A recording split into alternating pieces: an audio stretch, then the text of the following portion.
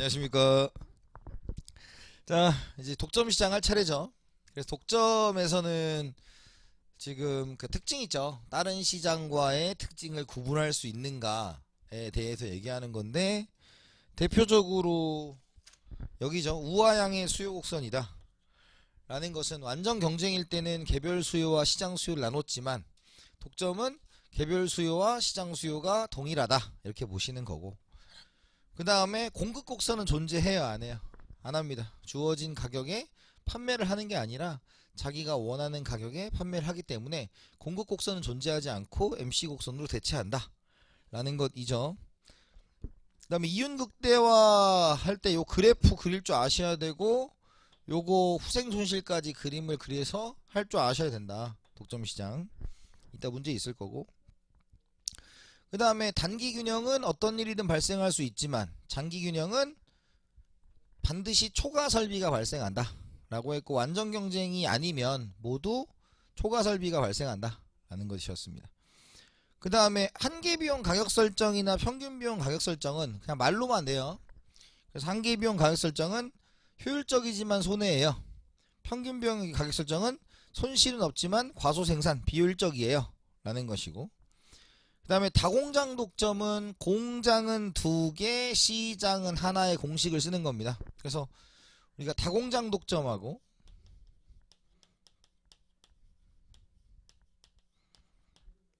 가격 차별의 문제가 나오면,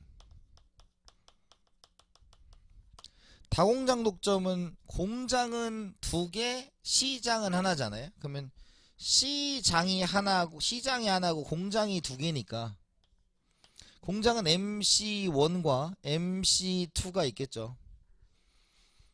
그리고 시장은 하나니까 시장 D 수요곡선에서 도출하는 게 MR이고요. 그래서 MRMC1, MRMC2 같으니까 요렇게까지 같은 거다 라는 걸로 문제를 푸는 거죠.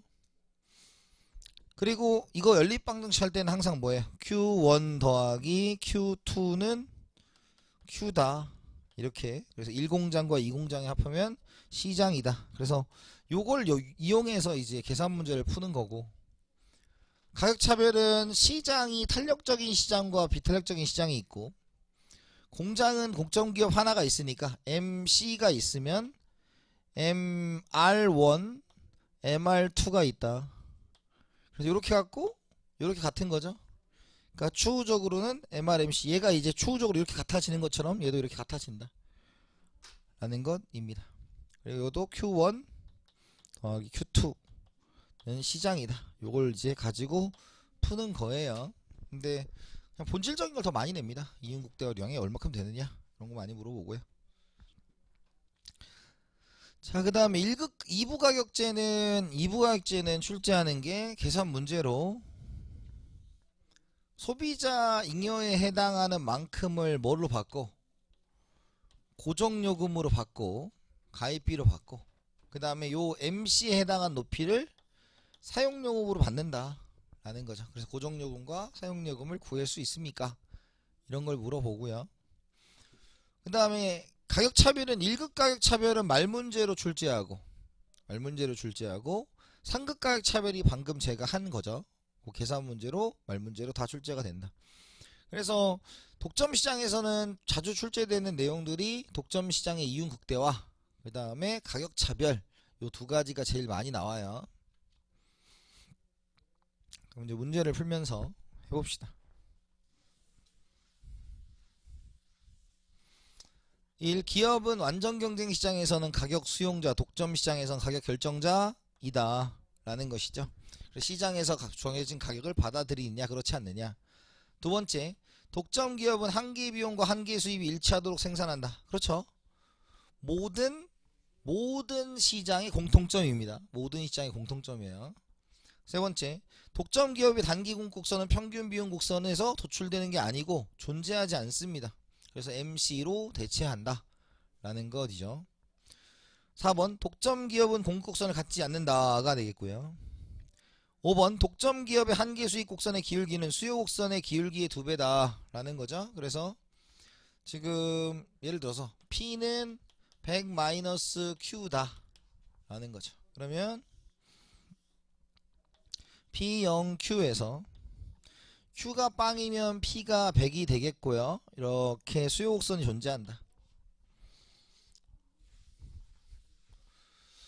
근데 MR은 어떻게 구하는 거예요? MR은 TR을 델타 Q분의 델타 TR을 해서 구한 거죠. TR은 P 곱하기 Q입니다. 근데 우리는 무엇으로 미분할 계획이다? Q로 미분할 계획이니까 Q에 대한 함수니까 요걸 집어 넣어주면 100-Q 곱하기 Q가 되겠죠? 그죠? 그러면 요 상태에서 뭐가 됩니까? MR은 요거 미분하면 100-2Q가 되겠죠. 그래서 얘는 기울기가 1인데 얘는 기울기가 2인 MR 곡선이 도출된다 라는 것이었습니다. 그래서 기울기는 2배다. 독점 기업이 한계 수입이 하락하는 이유는 재화를 추가로 판매하기 위해서 가격을 내려야 되기 때문이다. 완전 경쟁 시장에선 시장에서 주어진 가격이 있다면 그것에 무한정 판매해도 가격이 변화하지 않을 거다. 근데 독점 시장은 개별 기업이 맞이하는 수요 곡선이 여기기 때문에 예를 들어서 내가 가격이 1000원일 때 Q를 하나 팔았다. 그럼 TR이 얼마예요? TR이 1000이 되겠죠. 그죠? 그런데 두 번째 내가 800원이 됐어요. 그래야 두 개를 팔 수 있대요. 그러면 여기 얼마예요? 1600원이죠? 그러면 한 개 수입은 얼마예요? 600원이 됩니다. 최초는 1000이었는데 두 번째는 600원이 되죠. 그래서 추가적으로 판매하기 위해서 가격을 내려야만 한다 이런 뜻이에요. 그래서 MR이 우하향하는 형태로 나타나는 겁니다. 동일하게 유지되는 게 아니라. 맞고요. 7번 외워서 풀어야 돼. 이것도 이제 시험장에서 독점 기업은 수요의 가격 탄력성이 비탄력적인 곳에 생산한다 라고 했습니다. 자, 근데 여기가 이제 어디예요? 중점이죠. 중점이니까 올리면 여기가 이제 수요의 가격 탄력성이 1인 지점이죠. 분모 분자. 그런데 여러분들이 상식적으로 생각하시면 MR이 한 개 수입이 플러스인데 생산할 거예요? 마이너스인데 생산할 거예요? 플러스인데 생산하겠죠? 그러니까 위쪽은 뭐예요? 분모 분자니까 탄력적인 부분이에요. 여기는 분모 분자의 비탄력적인 거예요. 그럼 비탄력적인 부분에서는 MR이 마이너스로 가 있어요. 그러니까 생산하면 안 돼요. 그래서 이것도 그냥 생각하면 됩니다. 독점 기업은 반드시 비탄력적인 구간에 생산하지 않습니다. 그게 여러분들이 외워서 풀어야 되는 객관식입니다. 얘도. 자, 그 다음에 8번.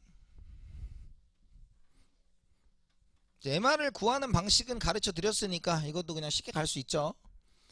독점 기업이 직면하는 수요 함수는 이거니까 MR은 뭐가 돼요? MR은 30-2Q가 되겠죠. P의 기울기만 2배 되니까. 이해돼요? 그러면 여기가 이제 20이죠. 20. 자, 20이면 이 Q는 얼마예요? 10이죠. 그럼 Q는 얼마입니까? 5가 되겠지. 이 Q는 5니까 얘는 틀렸고, 그 다음에 이 Q를 어디 집어넣어야 돼요? 수요함수에 집어넣어야 돼서 얘가 25가 나와야 된다. 거기까지 기억을 해두셔야 돼요. 19번 9번 일반적인 독점 기업의 이윤 극대화 가격은 한계 비용보다 높다. 자, 가격은 한계 비용보다 높다. 이것도 외워서 푸는 거죠. 그래서 완전 경쟁 빼고는 다 가격이 높다라는 것이고, 단기인 경우 독점 기업이 양의 경제적 이윤이 획득할 수 없는 경우도 있다. 단기에는 어떤 일이든 발생할 수 있다 그랬어요. 11번 일반적인 독점 기업이 현재 생산량에서 한계 수입이 한계 비용보다 높은 상태라면 이윤 극대화를 위해 가격을 인상해야 된다라는 거죠. 자, 이거죠. 자, 먼저 수요가 있고 이렇게 MR이 있습니다. 그죠? 그러면 지금 일반적인 독점 기업이에요. 그럼 지금 현재 생산량 한계 수입이 한계 비용보다 높다. 예를 들어서 MC가 이렇게 있다고 칩시다. 그러면 이윤 극대화 가격은 어디고? 이윤 극대화 가격은 여기가 되겠죠. 자, 그런데 지금 한계 수입이 한계 비용보다 높다라는 건 어디 있는 거예요? 지금 요쪽 라인에 있는 거죠. 요쪽 라인에. 왜 수직 높이로 보니까 한계 수입이 한계 비용보다 높으니까 여기가 지금 요 위에 있잖아요. 그러면 이쪽 라인에 있으니까 우리는 어디를 중국적으로 가야 돼?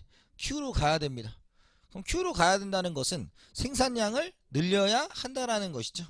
그래서 생산량을 늘리려면 가격을 인상해야 돼요? 인하해야 돼요? 인하해야 되겠죠. 수요법칙이니까. 그래서 11번은 X가 된다 라는 것입니다. 12번 일반적인 독점 기업의 이윤 극대화 가격은 독점 균형 거래량에서 평균 수익과 같다라는 거야. 자, 평균 수입은 AR이죠? AR은 TR에서 Q로 나눈 거잖아요. 그러면 P 곱하기 Q니까 없어지죠. 그래서 이건 일반적인 독점 기업뿐만 아니라 모든 시장에서 다 성립하는 거예요. 가격은 평균 수입이에요, 그냥. 13번 일반적인 독점 기업의 이윤 극대화는 한계 수익, 한계 비용과 한계 수입이 일치하는 수준이다. 자, 한계 비용은 이랬죠.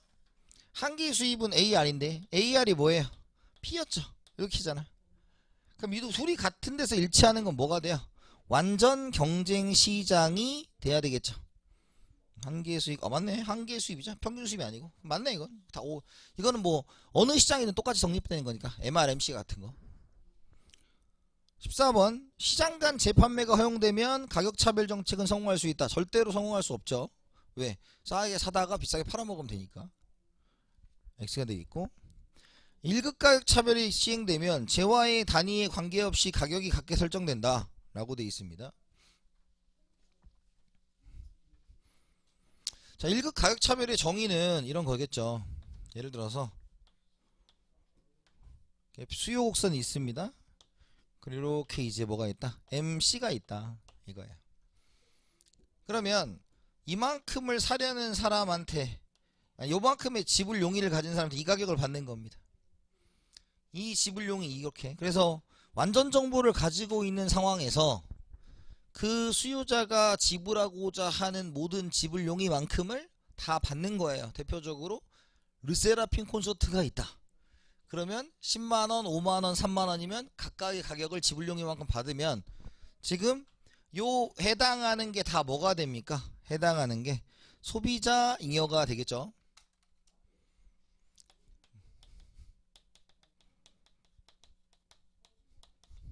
그래서 여기는 여러분들이 뭐냐면 1급 가격 차별은 1. 사회적 후생 손실은 없어요. 왜? 가격과 그러니까 지금 어디에서 P = MC만큼 생산이기 때문에 사회적 후생 손실은 존재하지 않습니다. 1번. 두 번째, 소비자 잉여는 빵이고요. 모두 생산자 잉여가 되는 거예요. 그래서 현실성이 없죠. 왜? 모든 지불 용의를 파악하고 있다는 가정이 들어가야 되기 때문이다. 라는 것입니다. 그래서 틀렸고요. 지불 용의만큼 돼야 되고 독점 기업이 시장의 한계 수입보다 높은 수로 가격을 책정하는 것은 가격 차별 전략이다. 가 아니라 그냥 독점이랑 관련이 있는 거예요. 17번 독점 기업의 한계 수입은 가격보다 낮은 반면 안전 경쟁 기업의 한계 수입은 시장 가격과 같다라는 거죠. 그래서 한계 수입은 독점 기업 뭐예요? P와 MC가 있으면 독점 완전 경쟁 시장이죠. 근데 이윤 극대화가 MR이니까 지금 독점 기업은 한계 수입은 가격보다 낮은 반면 완전 경쟁 시장은 같다. 이렇게 하니까 맞는 거죠. 18번 독점 기업의 한계 수익 곡선은 우상향하는 반면 벌써 틀렸죠? 독점 기업 한계 수익이 뭐였어요? 우하향이죠. 그리고 완전 경쟁은 수평이었습니다. 19번 독점 기업이 직면하는 수요 곡선은 우하향하는 반면 완전 경쟁 기업이 직면하는 것은 수요 곡선이다. 왜? 얘가 우하향하는 이유는 시장을 다 해먹기 때문이에요. 개별 기업 곡선이 시장 수요 곡선, 개별 수요 곡선이 시장 수요 곡선이고 그 다음 완전 경쟁 기업은 개별 기업을 얘기하는 거기 때문에 시장에서 정해진 가격을 그대로 받아들인다 라는 것입니다. 맞는 얘기고. 20번 단기 균형에서 독점 기업은 가격이 한계 비용보다 높은 점에 생산하는 반면 완전 경쟁 기업은 시장 가격과 한계 비용이 같아지는 점에서 생산한다. 지겹죠. 이제 슬슬 지겨워야 돼요. 그래서 P와 MC의 관계에서 완전 경쟁만 P = MC, 나머지는 P가 크다 라는 걸로 가셔야 됩니다. 21. 장기 균형에서 독점 기업은 경제적 이윤을 얻을 수 있는 반면 완전 경쟁 기업은 경제적 이윤을 얻을 수 없다. 그래서 단기에는 둘 다 어떤 일이든 일어날 수 있지만 장기는 독점은 초과 이윤, 완전 경쟁은 정상 이윤, 요거였습니다. 22번 1급 가격 차별의 경우 생산량은 완전 경쟁 시장과 같다라는 게 효율적이다라는 거죠. 아까 P = MC를 달성하기 때문에. 23번 2급 가격 차별은 소비자들의 구매 수량 가치, 구매 특성에 따라서 다른 가격을 책정하는 거다. 수량에 따라서. 그래서 2급 가격 차별은 그렇게 시험에 많이 안 나와요. 그런데 이제 대표적으로 수량별이나 장애물을 두는 거, 뭐 쿠폰 같은 거 발행하거나 뭐 이런 것들이 여기 해당합니다. 3번 24번 3급 가격 차별의 경우 재판매가 불가능해야 가격 차별이 성립한다. 그쵸? 25번 1급 가격 차별을 실시하면 소비자 잉여는 0. 모두 뭐가 된다 그랬어요? 생산자 잉여가 된다 그랬죠. 5. 26. 상급 가격 차별에서 탄력적인 시장에는 싸게, 비탄력적인 시장에는 비싸게 공급해야 되는 이유는 기업의 수입 국대화를 추구하려고 그러는 거죠. 27. 두 시장에서 가격 차별을 통해 이윤을 극대화하는 독점 기업이 상품의 가격을 A시장에서 1,500원으로 책정한다면 B시장에서 책정해야 되는 가격은 1,000원이다 라고 했어요. 자, 동그라미 가격 차별이 뭐였어요? 우리가 시장은 몇 개? 2개.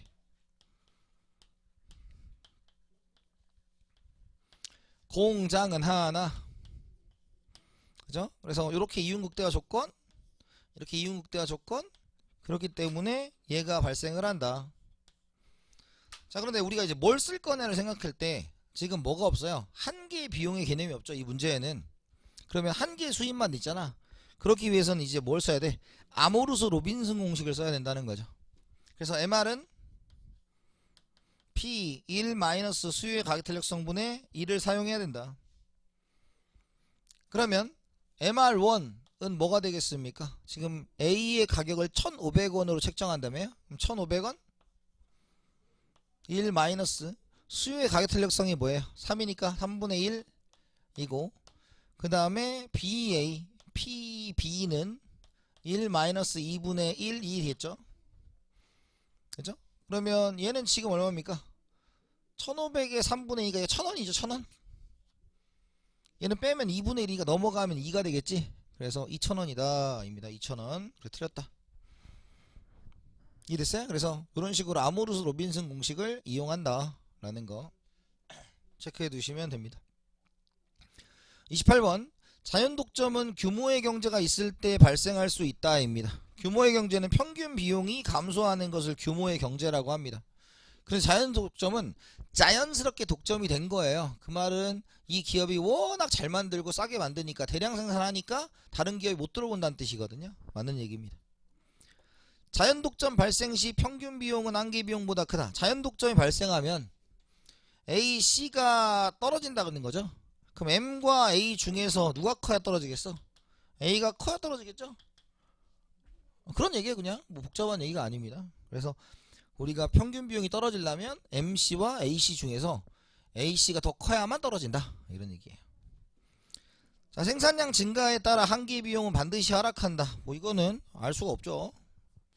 한계 비용 뭐 증가할 수도 있고 똑같을 수도 있는데 일반적으로는 증가하는 게 일반적이고요. 31. 가격을 한계 비용과 같이 설정하면 손실이 발생한다.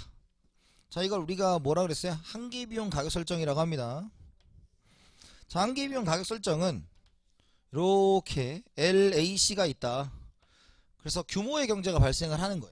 규모의 경제가 발생을 하는 거예요. 그럼 규모의 경제가 발생하면 MC는 이거보다 밑에 있어야 돼요? 위에 있어야 돼요? 수직 높이가 크기니까 위에 있어야 돼? 밑에 있어야 돼? 이렇게 밑에 있어야죠? 그죠? 그러면 여기에 이제 뭡니까? 수요곡선이 지나가겠죠? 수요곡선 지나갑니다. 그럼 평균 비용, 한계 비용 가격 설정은 어떻게 한다? P = MC를 설정하면 이렇게 만들어진다는 거죠. 그러면 P = MC가 성립하면 완전 경쟁 시장의 조건이 달성됐고, 그러면 무엇이다? 효율성이 갖춰졌다 이런 뜻이죠. 효율성이 갖춰졌다.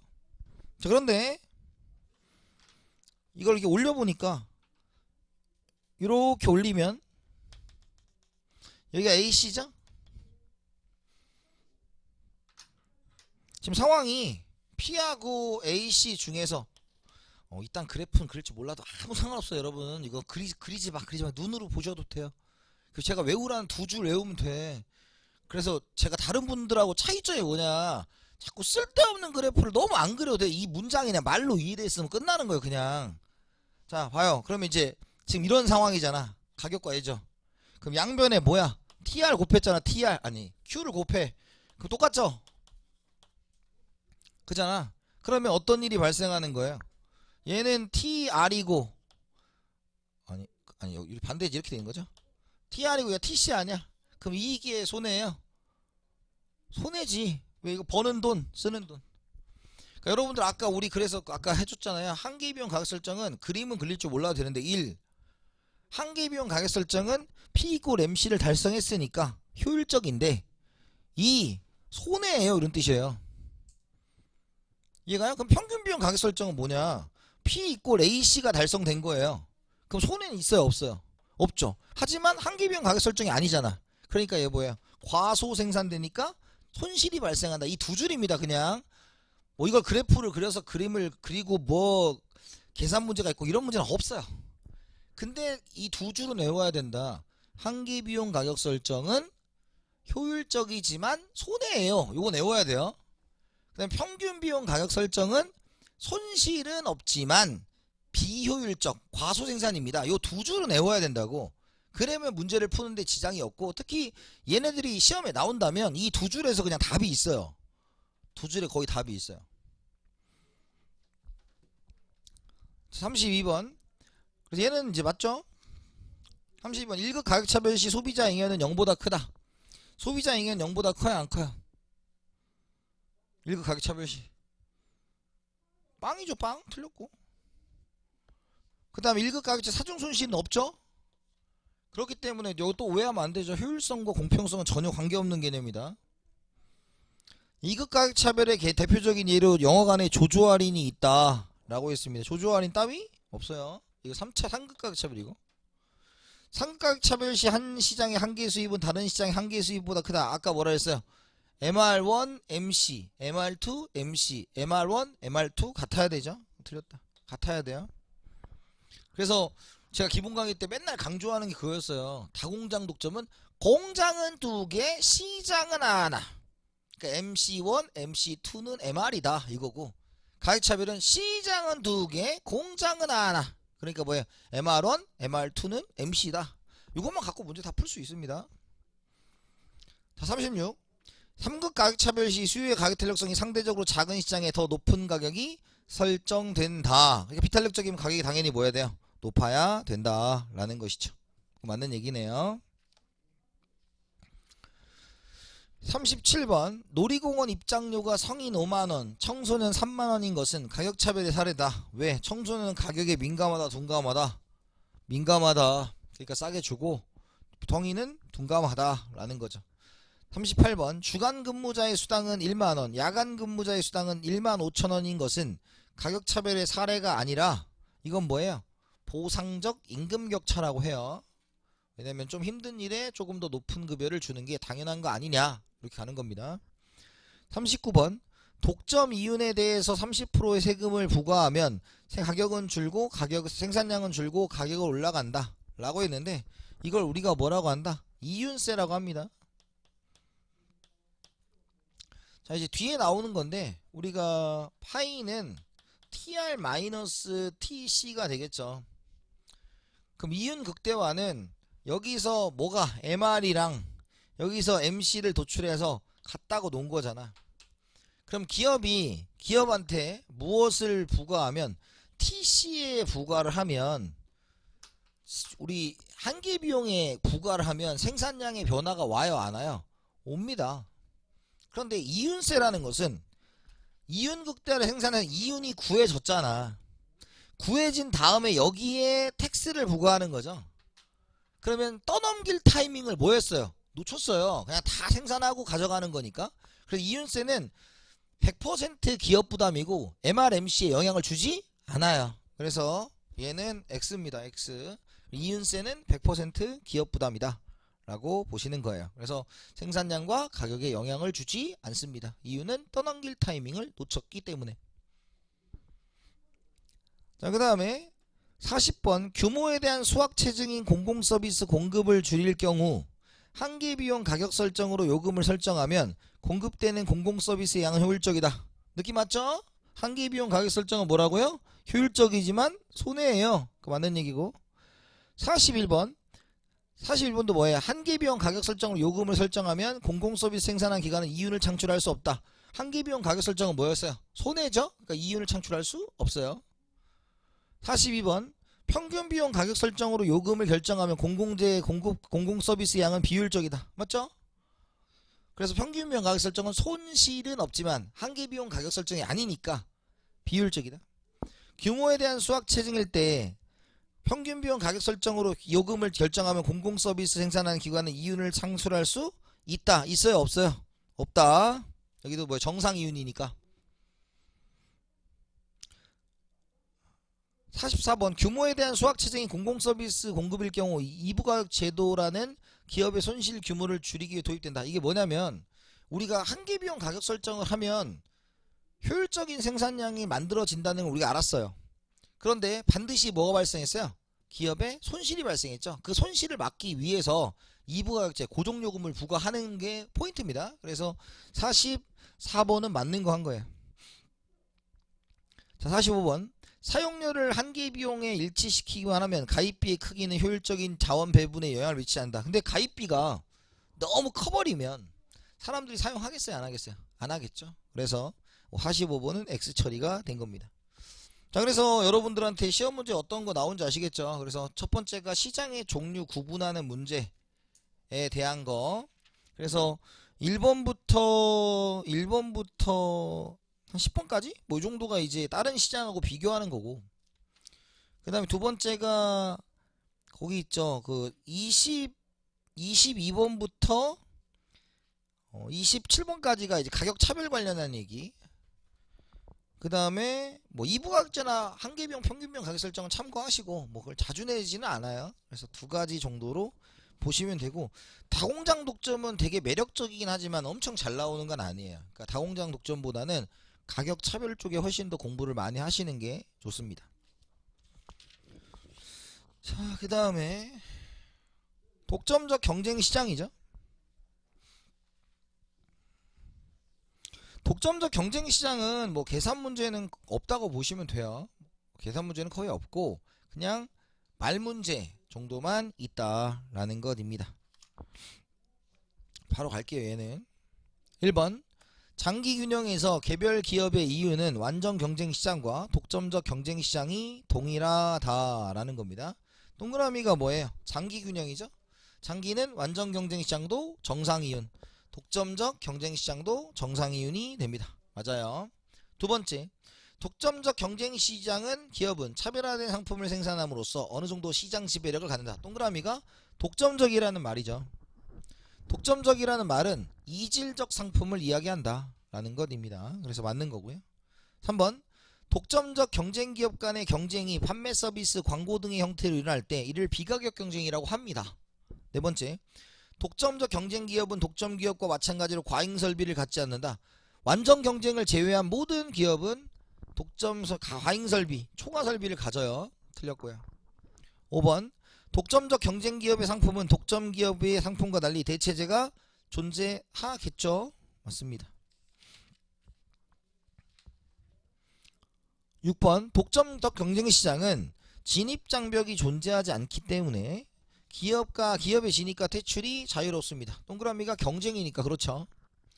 7번 독점적 경쟁 시장의 개별 기업은 차별화된 상품을 공급하며 우하향하는 수요 곡선에 직면한다 라는 겁니다. 그래서 완전 탄력적이진 않기 때문에 다른 상품이 존재하니까 수요의 탄력성이 독점보다는 탄력적이지만 완전보다는 비탄력적이죠. 맞는 얘기입니다. 8번 독점적 경쟁 기업의 개별 기업은 자신의 가격 책정이 다른 기업에 영향을 미친다. 이것을 우리가 뭐라고 합니까? 상호 의존성이라고 해요. 그러니까 얘는 과점 시장에 대한 얘기입니다. 9번 독점적 경쟁 시장의 개별 기업은 단기에는 초과 이윤을 얻을 수 있지만 장기에는 정상 이윤을 얻는다. 단기에는 어때요? 수니까 어떤 일이든 발생할 수 있습니다. 하지만 장기는 정상 이윤이다.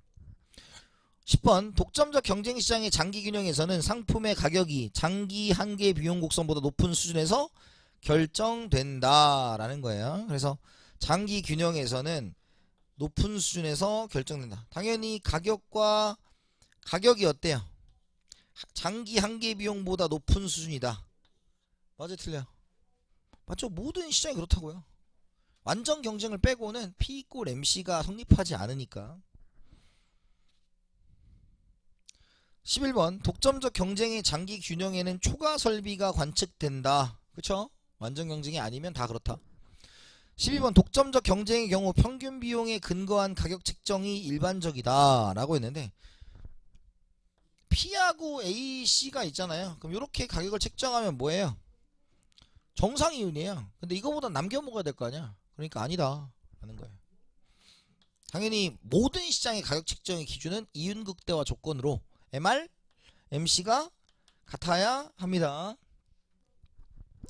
13번 장기 균형하에서 완전 경쟁 기업 이윤은 0인 반면 독점적 경쟁 기업과 독점 기업의 이윤은 0보다 크다. 장기 균형은 완전 경쟁 기업 빵, 독점적 경쟁 빵, 그 다음 독점 기업 플러스가 되는 거죠. 14번 이윤 극대화를 추구하는 독점적 경쟁 시장의 개별 기업은 한계 수입이 한계 비용보다 높은 수준에서 산출량을 결정한다 라는 거였어요. 산출량을 결정한다.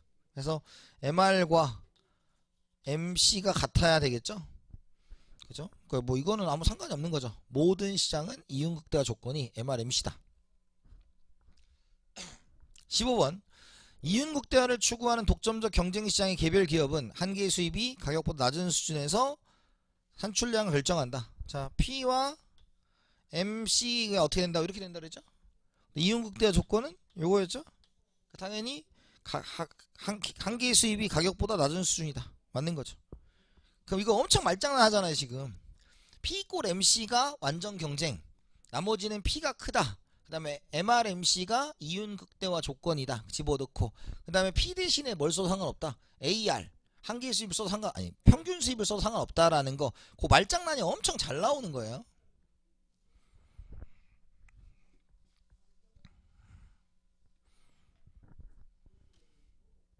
16번 이윤 극대화를 추구하는 독점적 경쟁의 개별 기업이 직면하는 수요 곡선은 우하향한다. 그래서 완전 경쟁 시장이 아니면 다 우하향하죠. 맞는 말이고. 17번 이윤 극대화를 추구하는 독점적 경쟁의 개별 기업의 장기적 이윤은 0이다. 장기 이윤 0 맞고요. 평균 비용이 U자 형태라면 독점적 경쟁 시장의 장기 균형 가격은 완전 경쟁 시장의 장기 균형 가격보다 반드시 높다 그랬어요. 그러니까 당연히 지금 독점적 경쟁 시장의 가격은 높을 수밖에 없는 거죠. 자, 왜냐면 이렇게 해야지 또. 이렇게 U자형 있죠, U자형. 자, 완전 경쟁 시장은 어때요? 여기잖아요? 그죠? 왜 최저점을 지나지? P 완전 경쟁. 독점 시장 어때요? 자, 여기서 지금 어때요? 요게 이제 독점 시장이 되겠죠? 그 다음에 독점적 경쟁은 어떻게 된다? 이거보다 어때요? 기울기가 좀 있어야죠. 그러니까 가격이 점점점 얘가 독점적 경쟁 시장의 수요 곡선, 얘는 독점 시장의 수요 곡선이죠. 가격이 점점 높아진다 라는 것입니다. 19번 완전 경쟁 시장에서 상품 가격은 한계 비용과 일치하지만 독점적 경쟁 시장에서 상품 가격은 한계 비용보다 크다라고 했어요. 그러면 19번도 뭐예요? 맞죠? 20번 기업은 완전 경쟁에서 장기적으로 이윤을 얻을 수 없지만 독점적 경쟁 시장에서 장기적으로 이윤을 얻는다. 독점적 경쟁 시장도 초과 이윤이 없다. 틀렸고. 21번 독점적 경쟁시장의 기업과 독점시장의 기업은 경제적 순손실이 발생한다. 완전 경쟁을 제외하고는 다 발생을 한다 라는 것입니다. 그래서 독점적 경쟁시장은 그냥 말 문제 정도만 가볍게 보셔도, 그러니까 다른 시장과 구분할 수 있는 정도만 보셔도 뭐 크게 문제는 없을 거예요. 자, 이제 과점시장이죠.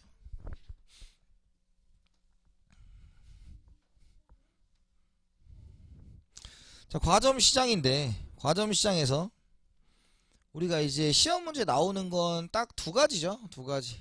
먼저 아니 뭐 정확히 말하면 세 가지인데, 하나는 어차피 여기서만 나오는 주제가 아니라 다른 시장과 시장을 구분하는 거니까. 근데 두 번째 문제가 뭐예요? 게임 이론이죠. 게임 이론. 게임 읽는 거. 그래서 게임 이론에서 23번, 24번 이런 거 묻는 거, 이런 거 이제 게임 이론이 있고요. 그 다음에 두 번째가 꾸르노 모형, 슈타길버그 모형, 베르트랑 모형이 있는데, 이제 슈타길버그는 여러분들한테 출제된 적이 없고 꾸르노 모형은 22년에 출제가 됐고요. 그죠? 그래서 이거 푸는 방법도 좀 깁니다만 여기서 뭐 하기는 좀 어려운데 문제는 있어요. 자, 그래서 뭐냐면 우리가 이제 문제를 풀 때 이렇게 풀면 됩니다. 첫 번째, 우리가 꾸르노 모형이냐, 그죠? 꾸르노 모형이냐, 아니 이렇게 하면 되겠다. 이제 수량 모형이 있죠. 수량 모형. 수량 모형이 있습니다. 그 다음에 두 번째가 뭐가 있다? 두 번째가 가격 모형이 있어요. 그래서 수량 모형에서 이제 꾸르노 모형과 쿠르노도 상관없습니다. 또 쿠르노나 꾸르노나 똑같은 거예요. 왜 이렇게 웃음을 잃었습니까? 어쩔 수 없어요. 급해 우리 급하는 거니까. 그 다음에 슈타겔버그 모형이 있어요. 그래서 꾸르노 모형은 어떻게 푸는 거냐면, 꾸르노 모형은 이렇게 푸시면 됩니다. 꾸르노 모형은 여기서 질문이 뭐냐, 한 개의 비용이 동일한가를 따져요. 한 개 비용이 동일하면 계산을 다 하시면 바보예요. 바보. 한 개 비용이 동일하면 yes, no로 나뉩니다. 그래서 yes는 뭐냐면 완전 경쟁 수준의 3분의 2를 생산하여 기업 1과 기업 2가 3분의 1씩 나누어 가진다, 이런 뜻입니다. 이런 뜻이에요. 그래서 한 개 비용이 동일하냐를 따지면 된다 라는 것이고, 한 개 비용이 동일하지 않으면 우리가 각각을 반응 곡선을 구해야 돼요. 곡선을 구하고 그 두 식을 뭐 해야 돼? 연립해서 푸는 겁니다. 근데 반응 곡선이 뭐 대단한 게 아니고요. 대단한 게 아니고 얘를 이제 뭐야? 각각의 이윤 극대화를 하는 거예요. 각각 이윤 극대화를 하면 연립이 됩니다. 그래서 두 개 갖고 푸는 거고, 뭐 그래프는 그리는 건 출제되진 않을 거니까. 그래서 지금 요게 이제 출제가 됐던 거예요. 2022년에 이게 출제가 됐고, 슈타겔버그는 아마 계산 문제는 내진 않을 겁니다. 그런데 여기서는 이제 선도자와 추종자로 나뉘게 되고, 선도자는 완전 경쟁 수준의 2분의 1, 추종자는 완전 경쟁 수준의 4분의 1입니다. 완전 경쟁 수준의 4분의 1이다. 그럼 여기서 이제 중요한 게 뭐냐면 이거예요. 이제 슈타겔버그를 계산하진 않지만 선도자와 추종자 중에서 먼저 계산해야 되는 사람은 누구다? 선도자를 먼저 계산해야 돼, 추종자를 먼저 계산해야 돼요? 추종자부터 계산하는 거예요. 그 이유가 뭐냐면 추종자 네가 이렇게 할 거니까 난 최적의 선택을 할 거다 라고 하는 게 선도자 입장이기 때문에 반드시 추종자 먼저 계산을 하는 겁니다. 그래서 얘 항상 먼저 계산해다. 그 다음에 가격 모형에서 보시면, 가격 모형은 이제 베르트랑 모형인데 얘도 뭐예요? 대등한 경우와 우리가 선도자와 추종자로 나누어져 있는 경우가 있죠. 근데 여기서 제일 중요한 건 얘도 이제 뭐예요? 얘랑 똑같이 반응 곡선을 구해서 하는 겁니다. 얘도 반응 곡선을 하는 거고, 얘는 얘를 이렇게 또 집어넣어서 계산하는 거 이따 있을 거니까. 근데 이제 제일 중요한 포인트가 뭐예요? 수량 모형은 뭘로 미분해야 돼요? 델타 Q분의 델타 파이를 해야 돼요. 그래서 항상 물론 이제 MRMC로 해도 되는데 MRMC로 하면 숫자가 조금 더 틀어지더라고요. 그래서 저는 이제 총수입 빼기 총비용으로 합니다. 그래서 이윤을 극대화하는 방식을 쓰고, 그리고 얘는 Q로 미분해야 되니까 얘는 뭐에 대한 함수를 나타내줘야 돼? Q에 대한 함수를 나타내줘야 된다. 인식을 하셔야 돼요.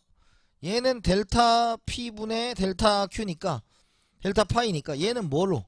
P로 미분한다는 생각을 하셔야 됩니다. 그래서 자기가 뭘로 미분할 거냐에 대한 인식만 있으면 뭐 크게 어렵진 않은데, 요거는 몇 개만 풀어보시면 돼요. 근데 여기 있는 거 외에는 좀 풀기가 시간이 좀 부족하니까, 근데 있긴 있으니까 이따가 해드릴게요. 자, 뭐 나머지 됐고, 게임 이론은 상대방의 전략이 주어져 있는 상태에서 그냥 읽는 겁니다. 그래서 게임 이론 할 때 또 되게 어렵게 생각하지 마시고, 우리 간편 같은 경우는 그냥 숫자를 좀 범주를 주는 편이에요, 우리는. 그래서 그냥 대입해가지고 맞는 거 찾는 거, 뭐 정도만 하시면 될 것 같습니다. 자, 그럼 1번.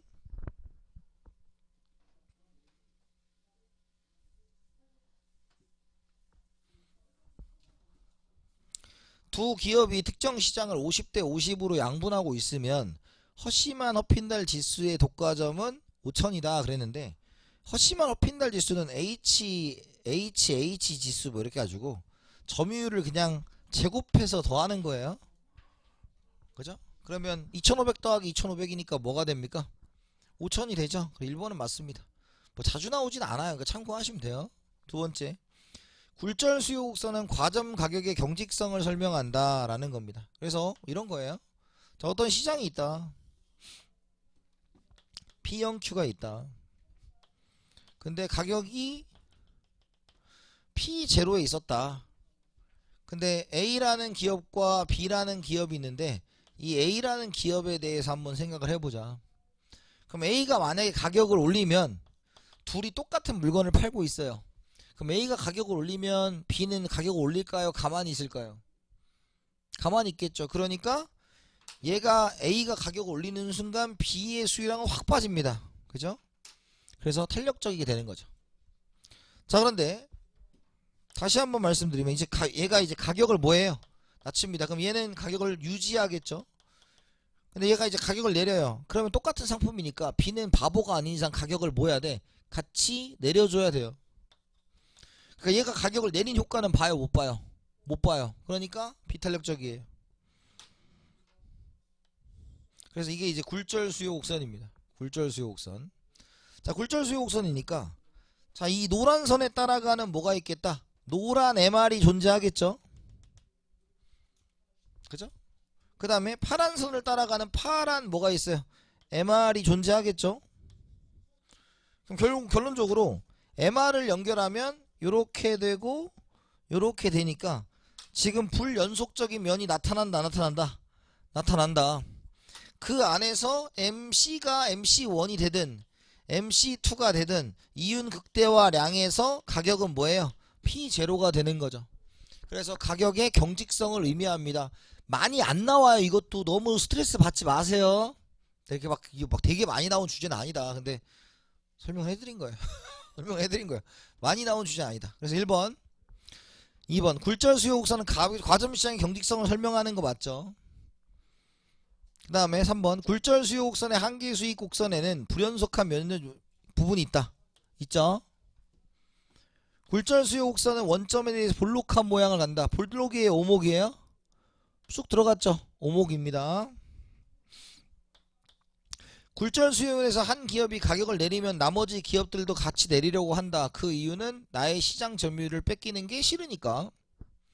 6번 굴절 수요 이론에서 가격은 기업은 한계 비용 일정한 범위 내에서 변해도 가격과 수량을 쉽게 바꾸려고 하지 않는다. 라는 거죠. 그래서 MC가 요 안에서 놀아도 가격은 바뀌어 안 바뀌어? 안 바뀐다. 이런 얘기를 하고 있는 겁니다.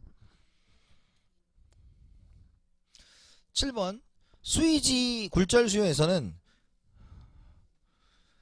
가격 인하를 시도할 때 추측된 변화는 양액값을 가진다 라는 건 뭐냐면 얘가 가격을 인하해요. 그러면 아까 A라는 기업이 가격을 인하하면 B라는 기업은 가격을 인하합니까 안 합니까? 하죠. 그러니까 같은 방향이지. 그러니까 양의 방향이다. 비례다 이거죠. 그런 의미예요.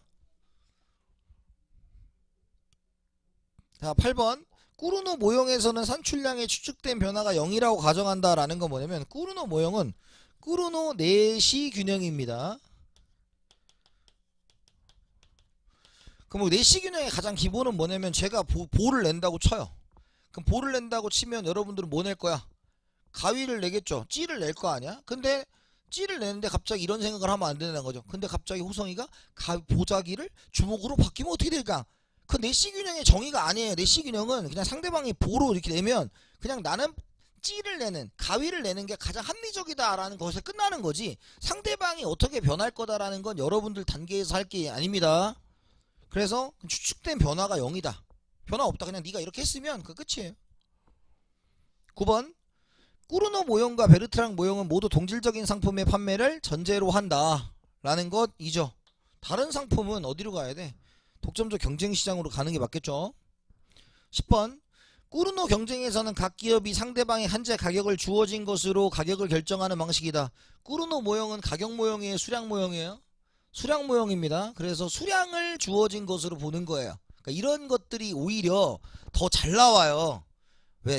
눈에 안 보이거든. 그래서 아까 말씀드린 꾸르노 모형은 수량 모형이고 베르트랑 모형은 가격 모형이에요. 그래서 뭐에 관련된 이론이냐라는 것을 정확하게 판단하는 게 좋다. 11번 꾸르노 과점시장 모델에서 기업의 수가 많을수록 시장 전체의 산출량은 증가한다.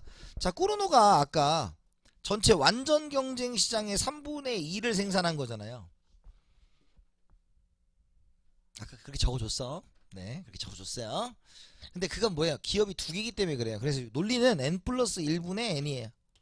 그러니까 두 개이기 때문에 이렇게 나온 거지. 세 개면 뭐야? 4분의 3, 네 개면 뭐 이런 건데 우리 기본 이론에서는 복점 시장, 기업이 두 개 있는 것을 가지고 증명을 하기 때문에 그렇다. 그래서 기업의 수가 많아지면 산출량은 증가하게 되어 있다. 이런 얘기입니다. 자, 그 다음에 12번 꾸르노 모형의 균형 가격은 완전 경쟁 시장의 장기 균형 가격보다 낮을 수 없다 라고 되어 있어요. 그러니까 낮을 수 없죠. 어지간하면 더 높겠죠. 자, 그 다음에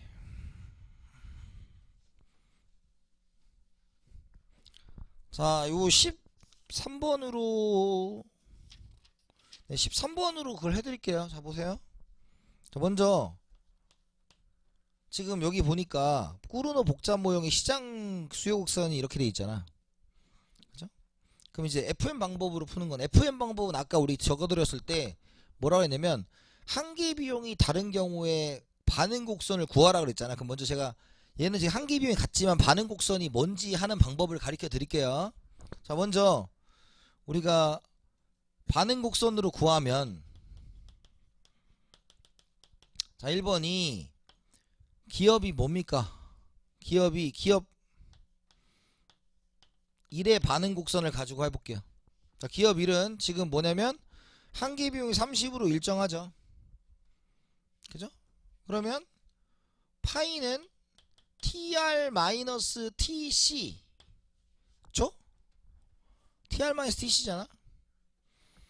그러면 그러니까 MRMC로 하셔도 돼요. 근데 저는 TRTC로 하는 게 편해서 하는 거니까 다른 거보다 편해서 하는 거니까 참고하시고. 자, TRTC는 PQ고 얘는 30이니까 30Q라고 써도 되죠? 그래서 30Q라고 써도 되죠? 그리고 이제 Q1이죠. 기업 1이니까. 자, 그럼 우리는 뭐에 대해서 미분할 계획이에요? Q로 미분할 계획이야. 그럼 뭘 제거해 줘야 돼요? P를 제거해 줘야 돼요. 그럼 P를 제거하는데 P는 60 Q인데 요 Q는 뭐예요? 시장입니다.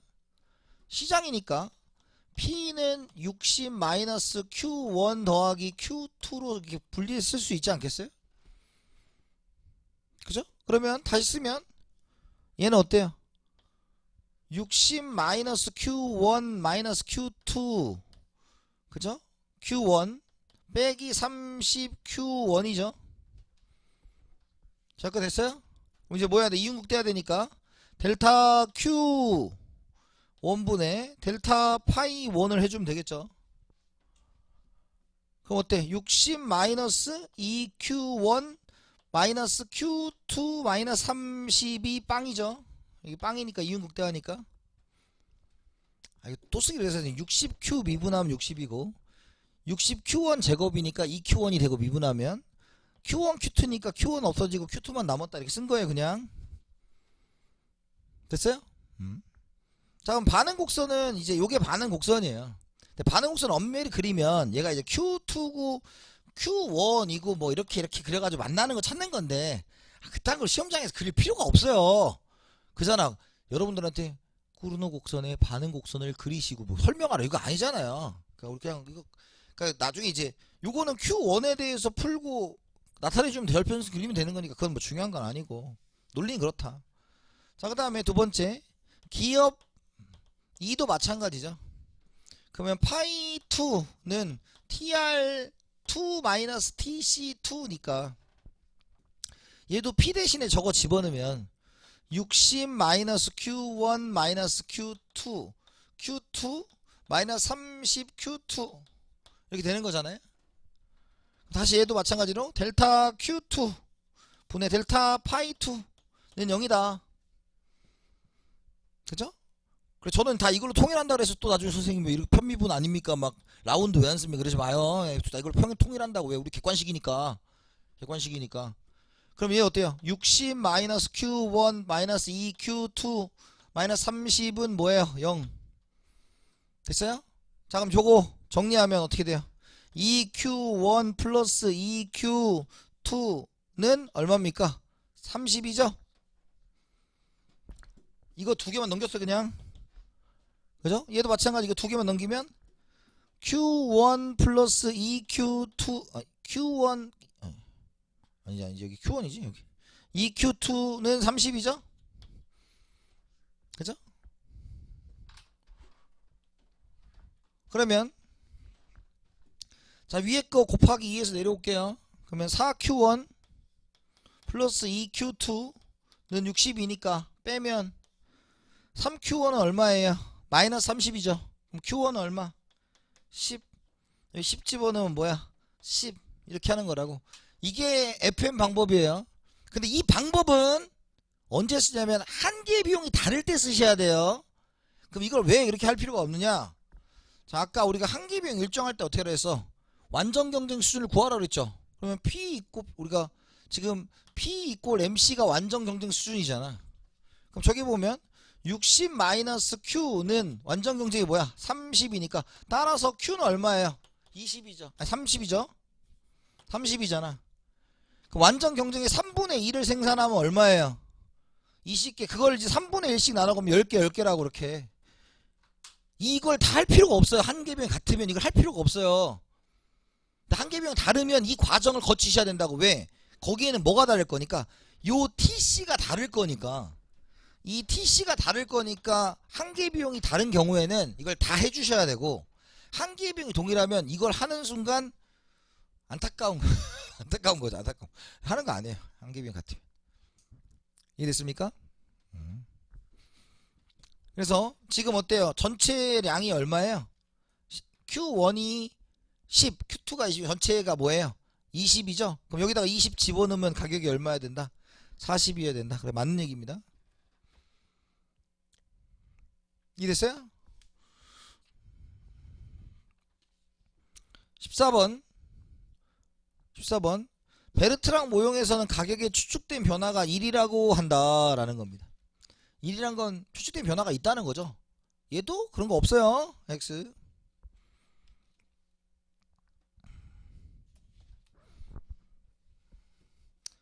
자, 그리고 요거 지금 했지만 요거를 이제 뭐로만 바꾸면 P로만 바꾸면 베르트랑 모형인 거예요.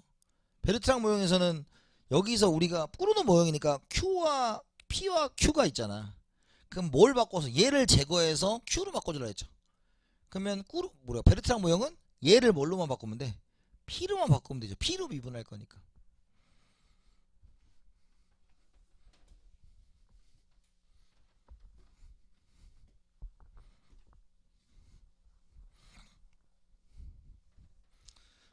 자, 그 다음에 15번입니다. 자, 있는데 얘는 지금 이제 가격 전략이죠. 가격 전략.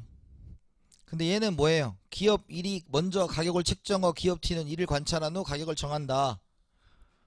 그러면 얘가 뭐예요? 선도자고 얘가 뭐예요? 추종자가 되겠지. 그럼 선도자부터 계산해야 된다. 추종자부터 계산해야 된다. 네, 추종자부터 계산을 해야 돼요. 자, 그러면 1번에 기업 2부터 합니다. 자, 기업 2의 이윤국대와 파이 1은 파이 2는 근데 지금 각 한계비용과 고정비용은 0이죠. 그랬더니 꼭 이럽니다. 선생님, 문제가 말이 안 됩니다. 비용이 없는 생산이 가능합니까? 여러분들을 배려한 출제자라고 생각해줘요. 그런 걸 또 아니 그런 거 없어요. 그냥 출제자는 아들 같은 존재다. 그냥 이해를 해야지 싸우면 안 돼요. 그러니까 이건 그냥 그렇게 낸 거니까 조건을 따라가시면 됩니다. 자, 그러면 TR2 TC2인데 뭐 얘는 없는 거죠. 문제의 조건에서 비용이 없으니까 그냥 얘만 따지면 되지. 그럼 얘는 어때요? TR2는 P 곱하기 Q잖아요. 근데 지금 어때요? Q2가 이렇게 있는 거지. 그죠? P2가 있는 거고요. 그럼 우리는 지금 뭘로 미분할 계획? 얘는 가격으로 구하는 거니까 P로 미분할 계획이잖아요. 그럼 Q2가 이렇게 주어져 있으니까 집어넣습니다. 집어넣으면 P2는 32 마이너스 P2 플러스 P1이 되겠죠. 이렇게. 그러면 델타 P2 델타 파이 2는 뭐가 된다? 0이 된다. 그럼 어때요? 32 마이너스 2P2 플러스 P1은 뭐예요? 0이잖아요. 자, 얘가 뭐가 돼요? 기업 1의 반응곡선입니다. 반응곡선이에요. 자, 그런데 이제 기업 2가 있겠죠. 기업 2 기업 1이 있겠죠. 자, 기업 1은 당연히 파이 1은 TR1이죠. B1 비용이 없으니까 얘도. 그러면 P1 Q1 있으면 P1이고 저기 집어넣어야죠. 20 마이너스 P1 플러스 P2 요거죠. 자, 근데 잘 봐야 돼요. 자, 이거를 이제 요렇게 해서 델타 P1 델타 파이 1을 해서 나온 걸 가지고 둘을 연립하면 이건 무슨 관계다? 대등한 관계인 거예요. 이해가요? 대등한 관계. 그러니까 아까 우리가 꾸르노 모형 했을 때 두 개 그냥 구하고 그냥 넣으면 대등한 관계야. 그래서 대등한 관계가 여러분들 시험에 출제됐던 거예요. 여러분들은 선도자와 추종자로 나온 적이 없어요. 이거 공무원 문제, 공무원 문제. 그러니까 이거는 공무원 문제이기 때문에 근데 이게 가장 나올 수 있는 가장 하드코어의 문제인 거니까 먼저 드리면 그냥 여기에서 이 두 가지 공식을 연립하면 이건 뭐다? 대등한 관계예요. 근데 우리가 지금 하는 건 얘가 뭐예요? 선도자잖아. 그러니까 이렇게 바로 하면 안 되고 우리는 어떻게 해야 된다? 얘가 이제 뭐야? P2는 어떻게 됐어? 16 마이너스 2분의 1 P1으로 정할 거를 우리가 알았잖아. 기업 1이. 그러면 얘를 먼저 대입을 해줘야 돼요. 그게 차이예요. 아까 대등한 거는 그냥 얘도 이응국대와 얘도 이응국대와 해서 그걸 반응곡선이라고 하니까 둘이 갖다가 놓고 풀면 끝인데 얘는 어떻게 된다? 얘를 가지고 같이 가야 된다 이거야.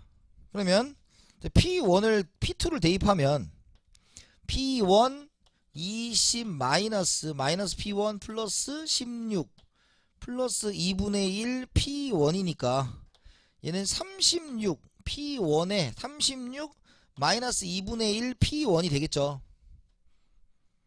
더했고 더했으니까 2분의 1 P1 됐어요? 자, 그러면 이제 여기서 이응국대화를 해야 되는 거예요. P1 파이 1이 0이다. 그럼 뭐야? 36 마이너스 P1이니까 빵이죠. 따라서 P1은 뭐가 되고 36이 되고, 여기다가 36을 집어넣으면 18이잖아요. 더하면 34가 된다. 이렇게 푸는 겁니다. 이해됐어요? 그러니까 지금 대등한 거를 먼저 할 줄 아셔야 돼요. 여러분들 시험에는 선도자 추종자로 나올 가능성이 그닥 높지 않다고 보는데, 대등하게. 다시 정리합니다. 자, 이 문제의 정의는 베르트랑 모형 최적의 가격을 구하는 것이다. 그럼 베르트랑 모형은 기본적으로 가격으로 미분한다는 생각을 하고, 가격에 대해서 미분하기 위해서는 해당 가격에 대한 변수로 바꿔줘야 된다. 그런데 기업 2가 추종자이기 때문에 기업 2를 먼저 계산하였다 라는 것이죠. 기업 2를 먼저 계산하였다. 그래서 기업 2의 반응곡선 이윤극대화를 했더니 P2를 이렇게 결정한다는 걸 알았다.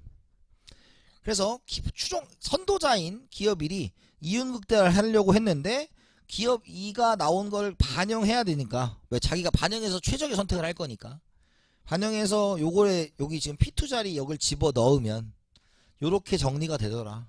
그럼 이윤극대가 되는 최적의 P1을 구했더니 36이 나왔다 라는 것이죠. 네, 그래서 P1의 가격은 36입니다. 16. 과점 시장의 기업들은 전략적 상황에 직면하겠죠. 17번. 우월 전략이 존재하지 않더라도 내시균형은 존재할 수 있다. 당연한 거예요. 18번. 내시균형은 항상 효율적인 자원 배분을 가져다 준다. 아니죠. 그렇지 않은 경우를 우리가 뭐라고 한다? 용의자의 딜레마라고 하는 것이죠. 그래서 파레토 개선이 가능할 경우를 우리가 용의자의 딜레마라고 합니다. 18번 했고요. 19번. 우월 전략 균형은 하나이지만 내시 균형은 두 개가 될 수 있다. 그죠? 우월 전략은 하나이지만 내시 균형은 두 개가 될 수도 있다. 뭐 그럴 수 있는 상황이죠. 뭐 어떤 것이 가능하니까. 그죠? 자, 그러니까 6월 전략 균형 하나예요. 하나 항상. 왜? 하나만 하는 게 6월 전략이니까. 자, 게임의 보수를 2배를 늘려도 5월 전략 균형과 내시 균형은 변하지 않는다. 동시에 2배를 늘린다면 뭐 그렇겠죠. 5월 전략 균형은 파레토 최적을 보장하지만 내시 균형은 파레토 최적을 보장하지 않는다. 그거 아니죠. 뭐 둘 다 보장하지 않습니다. 22번. 모든 5월 전략은 내시 균형이 되지만 내시 균형은 5월 전략이 되지 않는다. 자, 5월 전략의 정의가 내시 균형이 하나인 걸 5월 전략이라고 합니다. 그래서 범주가 5월 전략이 더 작은 개념이다. 이렇게 보시면 되고요. 23번. 다음 표에서 경기자 갑은 C라는 D라는 전략을 가지고 있다. 이거죠. 그러니까 을이 C를 한다고 가정을 하면, 갑이 A를 하면 뭐예요? 5. B를 한다고 하면 2죠. 그럼 얘 뭐 할 거야? 이거 하겠죠. 이해되세요? 그 다음에 을이 D를 하면 10, 18이니까 10을 하겠죠.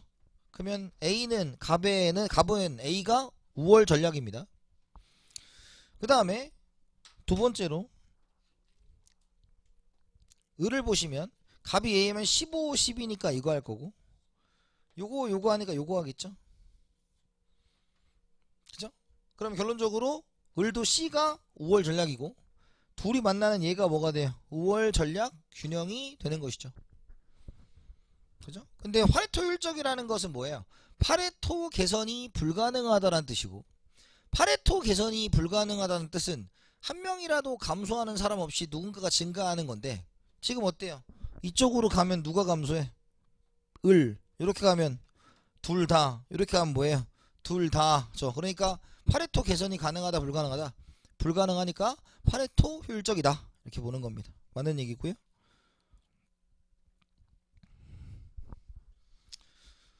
24번. 아래의 그림은 A사와 B사의 의사결정에 따른 이윤을 나타낸다. 두 기업은 모든 선택에 대한 이윤을 사전에 알고 있다. A사가 먼저 선택하고 B사가 A사의 결정을 확인하고 선택을 하게 된다. 두 회사 간의 신빙성 있는 약속이 없을 때 각 기업이 얻게 되는 이윤의 총합은 이렇게 되어 있습니다. 자, 그럼 뭐예요? 자, 동그라미가 뭐예요? A가 먼저 선택을 하죠. 그랬더니 이렇게 하면 안 되지. 띠리리리리 띠리리리리 와 이렇게 풀면 안 돼요. 항상 뭐부터 한다고? 추종자부터 한다 그랬죠? 그럼 추종자는 B니까 둘 중에 뭐 할 거다, 이거 할 거다. 둘 중에 뭐 할 거다, 이거 할 거다. 그러면 요거와 요거 중에서 A가 가장 최적의 선택을 하는 건 여기가 돼야 되겠죠? 나입니다, 나. 그 다음에 25번 혼합 전략을 허용하면 비협조적 게임에 있어서 내시 균형이 항상 존재한다고 계속 말씀드리는 게, 여러분들 내시 균형에서는 그 확률을 사용할 수 없어요. 그렇게 확률을 사용할 수 없고, 확률을 사용하게 되면 여러분들한테 좀 너무 딥해지기 때문에 항상 그냥 말로 냅니다. 확률을 사용하면 언제나 내시 균형이 존재한다. 우리가 배우는 건 순수 전략이고요. 자, 그래서 여기는 23, 여기는 과점은 어때요? 과점은 뭐 대표적인 게 세 가지죠. 그래서 시장의 종류를 구분하는 것. 두 번째가 그 꾸르노 모형, 슈타게, 꾸르노 모형하고 베르테랑 모형을 한번 점검을 하셔야 돼요. 나올 수 있어요, 이건. 뭐 작년에 나왔지만 또 나올 수 있고. 그러니까 아는 사람한테는 엄청 쉬운 문제입니다. 그 다음에 23, 24처럼 게임 이론 읽는 거, 이 정도를 체크해 두시면 될 것 같습니다. 아시겠죠? 그럼 이렇게 하고요. 잠깐 쉬었다 하겠습니다.